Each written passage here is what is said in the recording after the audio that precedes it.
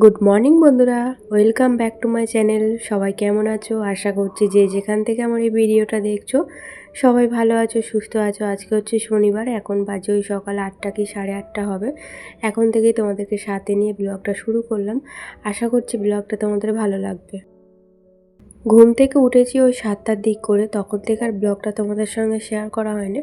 সকালে যেমন প্রতিদিনকার কাজ থাকে সেটাই করলাম। সকালে ঘুম থেকে উঠে চেঞ্জ করে ব্রাশ করে চা খেলাম। চা খেয়ে হাজব্যান্ডকে হচ্ছে একটু ছাতু গুলে দিলাম, ও খেয়ে বেরোলো।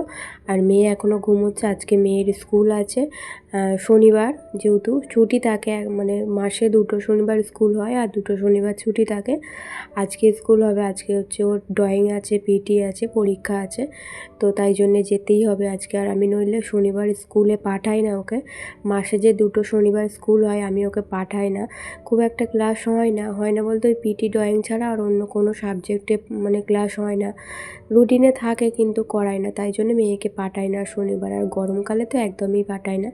আজকে যেহেতু পরীক্ষা আছে পাঠাতেই হবে, বসিয়ে রাখলে হবে না। তো মেয়ে যতক্ষণ ঘুমোচ্ছে আমি টুকটুক করে এই দিকের কাজগুলো করে নিই। আর গাছগুলোতে এখন প্রতিদিনই জল দিতে হচ্ছে, কারণ ওই যে রোদ্দুর বেরোচ্ছে এত পরিমাণে, দেখতে পাচ্ছ সকাল থেকেই কীরকম রোদ্দুর বেরিয়ে পড়েছে। তাই গাছের গোড়ার মাটিগুলো না একদম শুকিয়ে যাচ্ছে, তাই প্রতিদিন জল দিতে হচ্ছে। আর কালকে সন্ধ্যাবেলা এই জায়গাটা দেখেই কীরকম হচ্ছিল যে মনে হচ্ছিল কতক্ষণে গোছাবো। তাই জন্যে সমস্ত কাজ ফেলে রেখে আগে এই যে মেয়ের জামা কাপড়ের একটা আগে গোছাতে হচ্ছে। একদম এলোমেলো করে ফেলেছে, যতই গোছাই যতই গুছিয়ে সুন্দর করে রাখি না কেন এদের জ্বালায় কোনো কিছুই আমার গোছানো থাকে না। বাচ্চারা জিনিস ঘাঁটাঘুঁটি করে সেটা ঠিক আছে, কিন্তু আমার মেয়ে আমার হাজব্যান্ড এরা তো কোনো জিনিস গোছাতে জানে না। যখন ইচ্ছা হয় আমার মেয়ে আবার সুন্দর করে গুছিয়ে রাখে, আবার যখন আমি গোছাই মানে কোনো একটা জিনিসে নিয়ে সেটাকে গুছিয়ে রাখতে হবে সেটা আর পারে না বলতে কতটা তখন আর ধৈর্য থাকে না। বাচ্চার মন যখন খেয়াল খুশি, যখন যেটা ইচ্ছা হয় তখন সেটা করে। এই যে দেখো একদিকের জিনিস একদিক করে দিয়েছে, তো আমি আলাদা আলাদা করে ভাগ করে করে রাখি।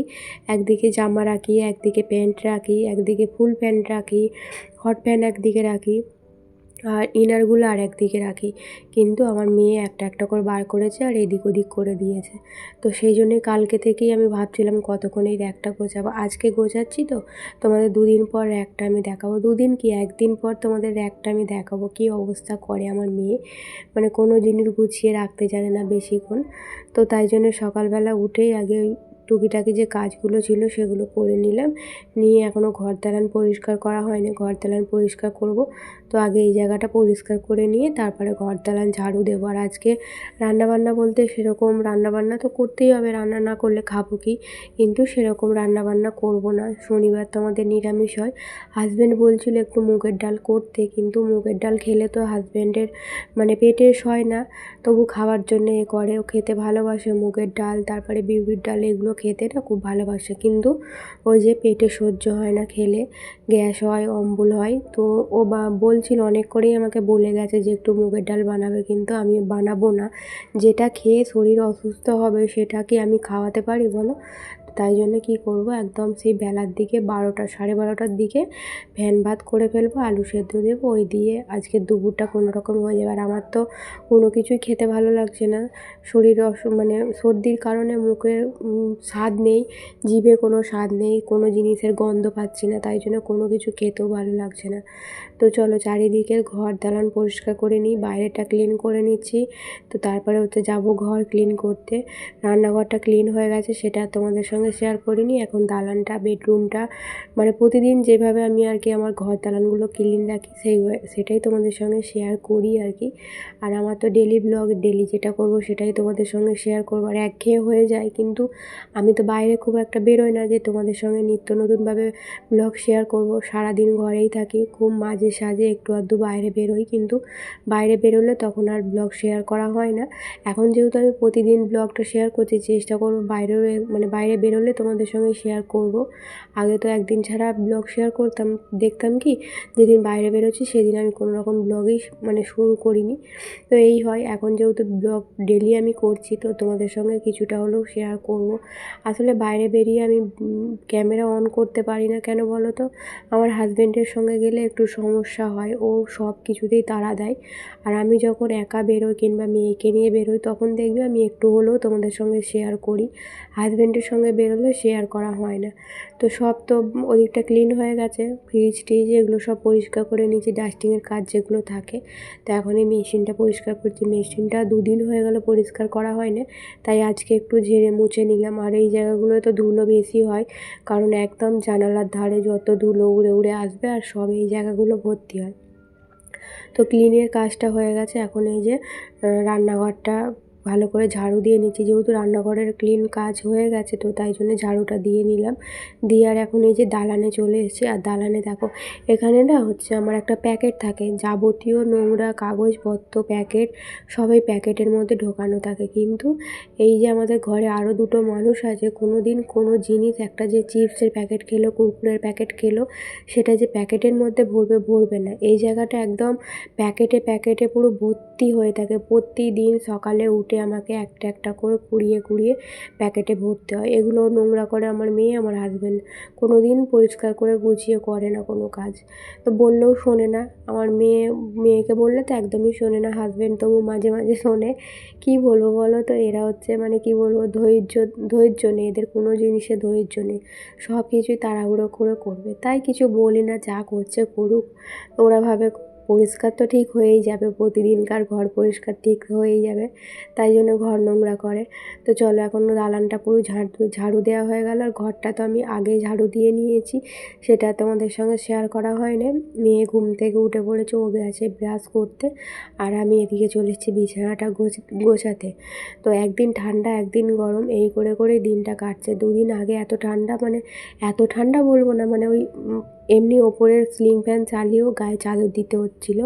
2 দিন মেঘলা মেঘলা ছিল বলে, আবার এই 2 দিন এত রোদ্দুর বেরিয়েছে। মানে আজকের কথা বলছি, কালকে রাত্রিরের কথা বলছি, এত রোদ্দুর বেরিয়েছিল যে রাত্রিরে স্ট্যান্ড ফ্যান চালাতে হয়েছিল। আর স্ট্যান্ড ফ্যান চালিয়েই তো আমার শরীরটা এতটা খারাপ করেছে। তো তখন খুব একটা গরম পড়েনি, তখন এই মাথার কাছে স্ট্যান্ড ফ্যান চালিয়েই আমার মানে ঠান্ডাটা লেগেছে, সর্দিটা এত অতিরিক্ত হয়েছে স্ট্যান্ড ফ্যান চালিয়ে। আর ওই যে দুপুরবেলা মায়ের ওখানে গিয়েছিলাম, এসে ওই যে গা হাত পা ধুয়েছি, তার জন্যেই হয়েছে। তো চলো, এখন তো ওষুধ খেয়ে আমি অনেকটাই সুস্থ আছি, অনেকটা বলতে ভালোই সুস্থ হয়ে গেছে। কদিন তো একদম কিচ্ছু করতে পারছিলাম না, শুধু শুয়ে পড়ছিলাম, একটু একটু কাজ করছি আর শুয়ে পড়ছি, মানে হাঁপিয়ে যাচ্ছি।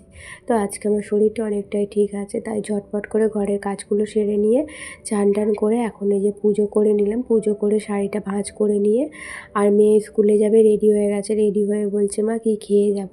তো আমি তো এখন ভাত রান্না করিনি, যেহেতু আজকে শনিবার, ও তাড়াতাড়ি স্কুল থেকে চলে আসবে, তাই একসঙ্গে সবাই মিলে দুপুরে খাবো বলেই সকালে ভাতটা রান্না করিনি। সকালে টিফিনে করেছিলাম ওই যে আলু ভাজা আর মুড়ি খেয়েছিলাম দুজনে মিলে। আর হাজব্যান্ড তো ছাতু খেয়েছিল। আর এদিকে এই যে ভাত বসিয়ে দিয়েছি, ফেনা ভাত তো হয়েই এসছে, আর একটু বাকি আছে। দুপুরে ভাত খাওয়ার পর ওই 2-3টের দিক করে ভাত খেয়েছি। আজকে অনেকটা বেলা হয়ে গেছে, হাজব্যান্ড এসেছে 3টের সময়। 3টের সময় ভাতটা খেয়ে আর একটু শুয়ে পড়েছিলাম, শুয়ে উঠে আর একটু হাতের কাজ করছিলাম। তারপরে এই যে সন্ধ্যেবেলা উঠলাম, উঠে জামা কাপড়গুলো সেই দুপুরবেলা তুলে রেখেছিলাম, কিন্তু ভাঁজ করা হয়নি। এখন এই যে ভাঁজ করে নিয়ে চলে এসেছি রান্নাঘরে। আজকে রান্না করব হচ্ছে, এবেলা আর কি রান্না করব, ওবেলা তো ফেনা ভাত করেছিলাম, এবেলা রান্না করব ছোলার ডাল আর লুচি। প্রতি শনিবার আমাদের যেটা আর কি থাকে রুটিন চেঞ্জ হয় না, খুব মাঝে সাঝে চেঞ্জ হয়। ছোলার ডালটা যদি না 1 সপ্তাহ হয় তো আমাদের ঘরে, তো বলবে যে কতদিন ছোলার ডাল খায়নি, কতদিন ছোলার ডাল খায়নি, তাই প্রতি সপ্তাহে আমাদের ছোলার ডাল থাকেই। মাঝে সাঝে ওই ইচ্ছা হলে একটু কাবলি ছোলার ঘুগনি করি, নয় আলুর দম করি। তো নিরামিষের সময় একটু অসুবিধাই হয় খাওয়ারটা, কী রান্না করব না করব একটু ভেবে চিন্তে রান্নাটা করতে হয়।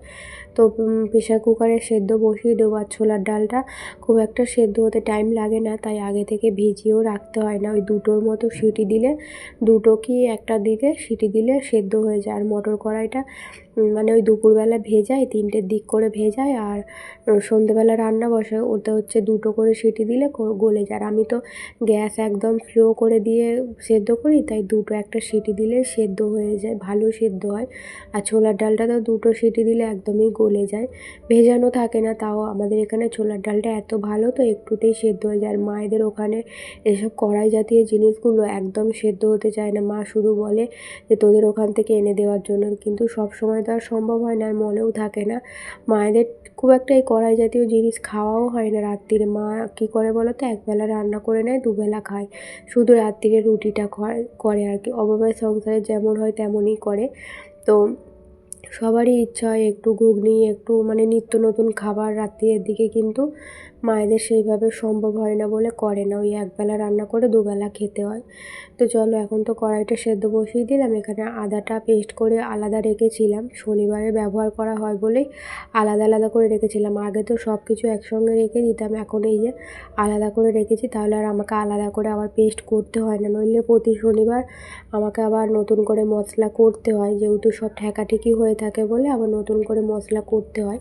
আজকে আলাদা রেখেছি, আর মশলা করার কোনো ঝামেলা নেই। কড়াই সেদ্ধ হবে, তাড়াতাড়ি রান্নাটা বসিয়ে দেবো। এদিকে ফোড়নের জন্য রেডি করে নিচ্ছি তেজপাতা, শুকনো লঙ্কা, আর একটু দেবো 5 ফোড়ন, আর কয়েকটা দেবো কাঁচা লঙ্কা। যে কোনো তরকারি একটু ঝাল ঝাল না হলে খেতে ভালো লাগে না, কিন্তু মেয়ের জন্য একদম কোনো কিছুতেই ঝাল দিতে পারি না, ও তো একদমই খেতে চায় না ঝালটা। তো আমরা এই কাঁচা লঙ্কা দিয়ে আর বাটির মধ্যে কাঁচা লঙ্কাগুলো নিয়ে নিই, যখন খেতে বসে নিয়ে আর ওই কী করি, থেঁতো করে নিই কাঁচা লঙ্কাটা, তাহলে একটু ঝাল ঝাল খেতে হয়, বেশ ভালো লাগে। আর আমার এখন শুধু কয়েকদিন ধরে ঝাল খাবারই খেতে ইচ্ছা করছে, ঝাল টক এগুলোই। আসলে মুখে কিছু ভালো লাগছে না। তো আমার মা বলছিল আমাদের বাড়ি মানে মায়ের কাছে যাওয়ার জন্যে, এটা সেটা করে দেওয়ার জন্য আর কি, মুখটা ঠিক করার জন্য। আমি বললাম না, মেয়ের পরীক্ষা আছে। মা তো রোজ ফোন করে করে ডাকছে আমাকে, কিন্তু এখন যাওয়া সম্ভব নয়, মেয়ের সামনে পরীক্ষা। তো আমি যাওয়া মানে ও সব কিছুতেই মানে গাফিলতি শুরু হয়ে যাবে, না পড়াশোনা হবে, না ঠিকঠাক করে টাইমে কোনো কিছু হবে। দেখবো ঘরে এসে আবার শরীর অসুস্থ হয়ে গেছে, তাই এখন একদমই যাওয়ার নাম করছি না। তো আমাকে তো যেতেই হয়, কিন্তু ওই যে অর্ধেক রাস্তা যায় আর অর্ধেকটা মা আসে, আমাকে ওই হাতের কাজগুলো হয়ে গেলে দিতে যেতে হবে। তো আজকে আর হাতের কাজটা হবে না, কালকে দেখি। তো হবে না, হয়ে যেত জানো তো, কাজটা আমার হয়েই যেত টাইমের মধ্যে, কিন্তু ওই শরীর অসুস্থ বলে ঠিকঠাকভাবে সময় দিতে পারছি না, শুয়ে পড়ছি, দুপুরবেলা কাজে বসছি না, তাই জন্য লেট হয়ে গেছে। তো এখানে একটু আদাও দিয়ে দিলাম ফোড়নে, ওগুলো দিয়ে একটু ভেজে নিয়ে একটু আদা, আর এর মধ্যে একটু সামান্য করে হলুদ আর গুঁড়ো লঙ্কা দিয়েছি। গুঁড়ো লঙ্কা অনেক দিইনি, একদম সামান্য দিয়ে আর মশলাটা একটু কষে নিয়ে ছোলার ডালটা ঢেলে দিলাম। আর এর মধ্যে গুঁড়ো মশলা দেবো। গুঁড়ো মশলা বলতে ওই জিরে ভাজবো, আর হচ্ছে গোটা ধনে গোটা জিরে ভেজে গুঁড়ো করে দেবো, তাহলে কী হয় বলো তো, খেতে বেশ ভালো হয়, টেস্টি হয়। তো আমি তো ছোলার ডাল এইভাবেই রান্না করি, আমার মা আবার আর এক রকমভাবে রান্না করে। তো নারকেল কুঁড়ো দিয়ে কিংবা নারকেল কুচি করে দিলে না আরও ভালো খেতে হয়, আমার হাজব্যান্ড খেতে পছন্দ করে। কিন্তু নারকেল এই মুহূর্তে আমার ঘরে নেই, আমার মা বলছিল নারকেল আছে নিয়ে যাওয়ার জন্যে, তো আমাদের ঘরে কেউ খেতে চায় না বলে নিয়ে আসেনি।